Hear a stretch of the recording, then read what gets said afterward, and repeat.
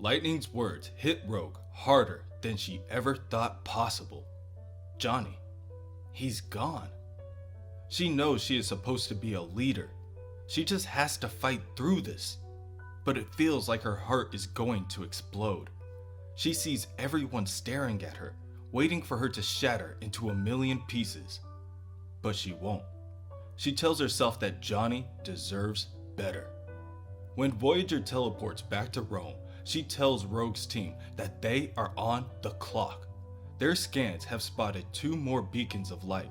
The Black Order and the Lethal Legion will surely be close behind. Hercules and Lightning catch Valerie up on the situation, the previous loss they had just taken across the world in Peru, and she is at a loss of words. She offers Rogue her condolences, but she doesn't know what to say. "So don't say anything," Rogue snaps. "I'm doing the talking. I don't give a damn about this game being played, who the players are or who's winning. I'm done running defense. All I want is to beat them baddies black and blue till they stop messing with me and mine. Is that clear?" "Crystal," Voyager confirms as the other 3 nod in approval. Thor asks where they can find the villains now, and Voyager tells them that the beacons have been spotted in New Mexico and the Antarctic, but Sunspot wanted her to bring them back to the base. "No," Rogue tells her, "I'm going now." "I'm in too," Lightning seconds. Hercules also voices his support. "We will fight by your side, Rogue." Voyager begins to summon a portal, and Rogue tells her team, "Okay, Avengers, let's live up to the name." Back at the Avengers Auxiliary Headquarters, Tony Ho makes a call to Falcon for an update on what's happening in Peru. As Falcon debriefs her, Sunspot walks in. "What? Wait, the Human Torch is dead? Falcon, I was in the shower for 2 minutes." "I know, Roberto. Nobody's been able to process it yet. And if what Tony's saying is true, we won't have time to. There are 2 more of these MacGuffins out there, these beacons." Tony begins to summarize the situation. "Yep, one relatively close, Los Alamos, the test site of the first atomic bomb. News reports are talking about some kind of superstorm, gale force winds, lightning, you name it. The others in the Antarctic. A research station nearby is reporting massive drops in temperature and some extreme ice buildup. Air and water." With all they can do in Peru already done, Falcon orders his team to regroup. With the torch gone, they're down to 4 Avengers. General Maverick tells Sam to hold that thought. Red Hulk begins to transform back down to his regular size. Although he keeps his crimson shade, the transformation is painful and leaves him weak, needing the assistance of Synapse. Ever since Hydra screwed with my bulk genetic plug-in, the dang hour of power's getting shorter. Plus I got some heart damage and now a few other things." Synapse asks if he could just stop hulking out. "Would you?" the general asks back. "I'm okay, if I can still lift a gun, as soon as these shooting pains go away."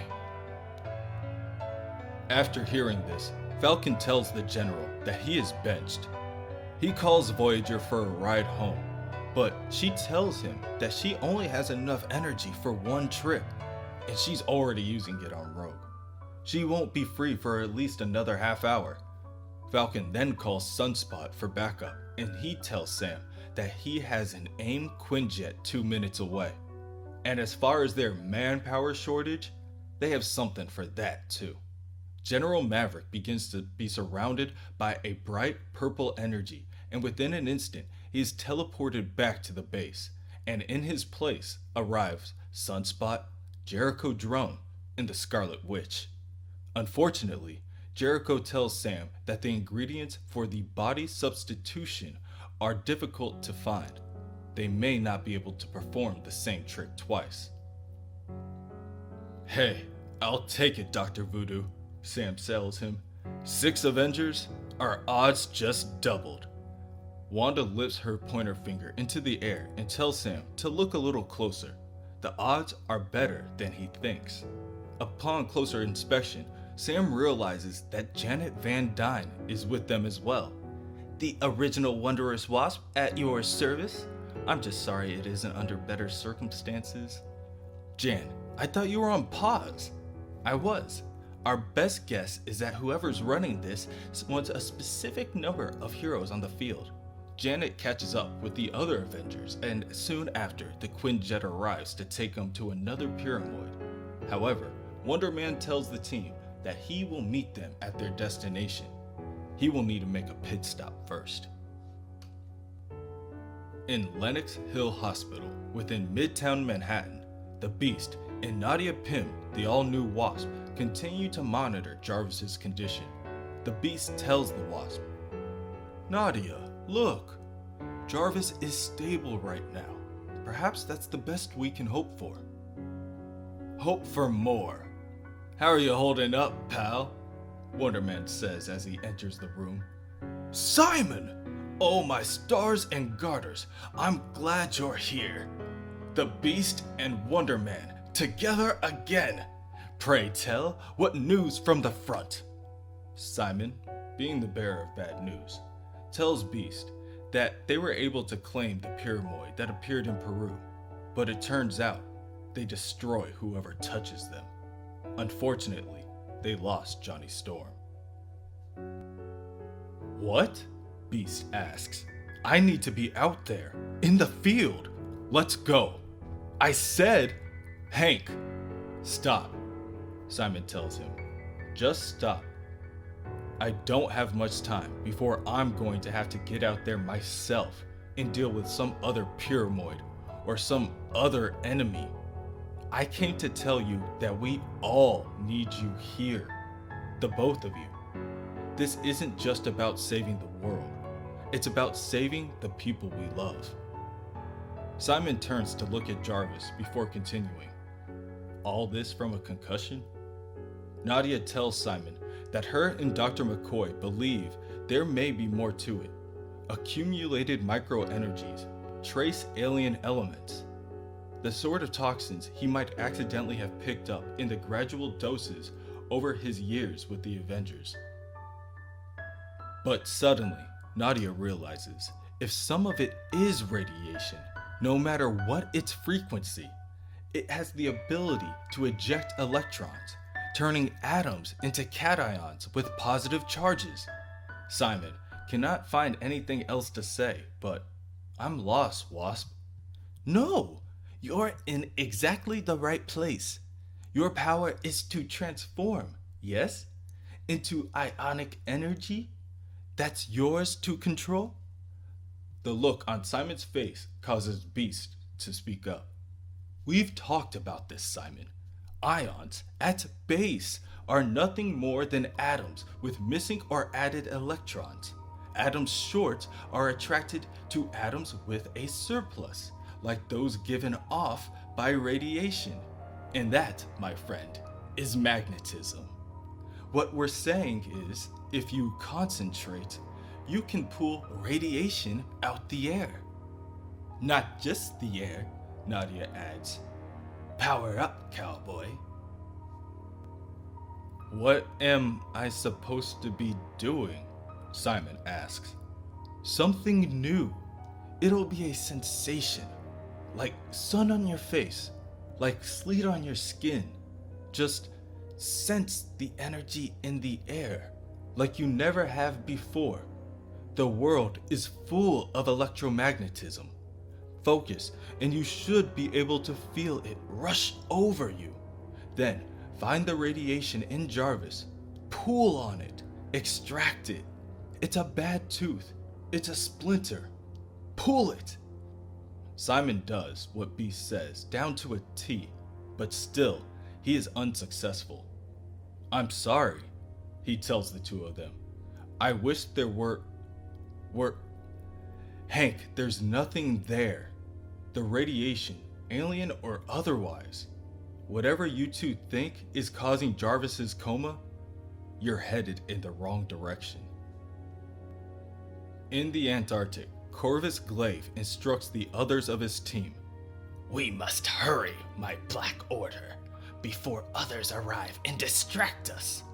The Black Swan, for one, did not believe that such cold could exist on Earth's surface, but Supergiant informs her. The Pyramid magnifies elemental power nearby to defend itself. The deep freeze surrounding it can hurt even you, Yabat. As snow and rock begin to lift from the ground and spiral around the area, Proxima Midnight tells her love, Corvus, that they will not yield. Victory will be theirs. Suddenly, Voyager opens a portal in the sky above the Black Order, and Rogue's team of Avengers comes storming out. Rogue must admit, she isn't much for fancy battle cries or stirring speeches. That's okay. Her fists do the talking just fine. She knows it's not very mature, but she has to say, letting out a bit of rage, giving these monsters a piece of the pain rolling around inside her, feels great. She has been fighting all her life. It's what she does. Sometimes righteous, sometimes selfish. The X-Men, the Brotherhood, the Avengers. Good, bad, and everything in between. Rogue leads the charge and flies towards Corvus and lands a full-powered attack to his stomach, causing him to fly backwards. Proxima Midnight attempts to aid her partner, but lightning flings a bolt at her feet. Rogue rushes Corvus again and lands a combo of punches on her enemy before he is finally able to counter with his glaive. Elsewhere, Hercules tackles Black Swan out of the air and they both crash to the unforgiving ice below. Black Swan jumps to her feet and fires off an optic blast in Hercules' direction, while Thor uses her mighty Mjolnir to attack Supergiant. Proxima Midnight, still determined to reach Corvus' side, attempts to quickly dispatch Lightning. However, he proves to be too quick when he easily dodges her attack and leaves an after image in his wake before blasting her directly in the back. Corvus Glaive gains the advantage in his fight and knees Rogue in the face, causing her to recoil back. Wanting to get this done quickly, she pulls off her left glove and barrels forward for another attack. Elsewhere, while Voyager takes out Ebony Maw, Thor aims to assist her fellow god, but at the moment, Proxima is able to hold both her and Hercules back with another one of her barriers. Rogue continues to fly forward, fakes a punch, and grabs onto Corvus' face. He begins to scream in pain as his life is drained away. Rogue's skin turns white and her veins glow bright blue and burn with energy she doesn't understand. It's painful, but she keeps fighting through it. She's always fighting. Rogue remembers Johnny kept telling her that she wasn't as bad as she kept saying. Johnny said she made bad choices, but she wasn't a bad person. That boy's damn optimism drove her crazy, but she loved it, needed it, still does. But what would he say if he could see her now? As Corvus gets weaker, Rogue gets stronger. She pulls her hand back from his face, and within an instant, she punches her fist through his chest and out of his back. Still lustful for revenge, Rogue holds up the body of the leader of the Black Order and then slams it to the ground. Proxima Midnight, now enraged, is able to catch up to Lightning, and her spear begins to glow as she prepares to strike down her enemy. Before she is able to land a finishing blow, Thor throws Mjolnir and knocks Proxima off balance. Quickly, Black Swan creates a portal around her ally and tells her that they must retreat or all will be lost. As the two leave, Hercules cheers at their victory. Glory and triumph, my friends. Even in this chill, my blood boils with the thrill of victory. We'll rout these villains and ensure that they face justice for their... Hercules is then stopped mid-sentence by the sight of Rogue. Well done, warrior. As Black Swan and Proxima Midnight teleport away, Supergiant remains on the battlefield in order to flank her opponents. Damned Asgardian witch! I'll take your mind for my own. Then I'll make you kill your allies before I... Then, within an instant, Supergiant is cut down by a precise chop from Farine, the other. Supergiant doubles back in pain, and the energy contained in her body begins to crackle uncontrollably. Farine holds a single finger in front of her mask. Shh. The prize is close at hand, and this victory belongs to the Lethal Legion. In Arizona, Bruce Banner calls out for someone. Anyone. Help me. I'm still down here. In the darkness. In the shadows. With him. He won't stop. Don't you understand? No matter what. He won't die. Oh God. What if he can't?